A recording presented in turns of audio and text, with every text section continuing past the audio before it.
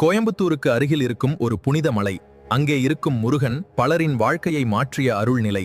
அதுதான் மருதமலை முருகன்.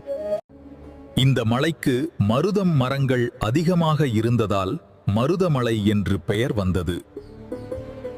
இந்த மலை மேல் இருக்கும் அருள்மிகு சுப்பிரமணிய சுவாமி கோவில் மருதமலை ஆண்டவர் என பக்தர்களால் அழைக்கப்படுகிறது.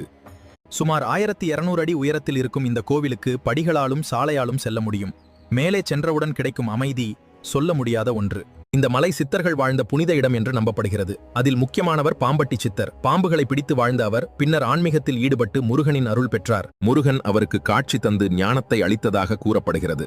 இன்றும் அவரது சமாதி இந்த மலைப்பகுதியில் உள்ளது என்று பக்தர்கள் நம்புகிறார்கள். நோய்களை நீக்கும் தெய்வமாகவும் மன அமைதியை தரும் கடவுளாகவும் கருதப்படுகிறார். இங்கு கிடைக்கும் விபூதி மற்றும் பஞ்சாமிர்தம் மிகவும் பிரசித்தம். பலர் தங்கள் வேண்டுதல்களை வைத்து நிறைவேறிய தைப்பூசம், ஸ்கந்த சஷ்டி, பங்குனி உத்திரம் போன்ற திருவிழாக்களில் ஆயிரக்கணக்கான பக்தர்கள் இங்கு கூடுகிறார்கள். ஒருமுறை மருதமலை முருகனை தரிசித்தால் மீண்டும் மீண்டும் வரவேண்டும் என்ற ஆசை வரும்.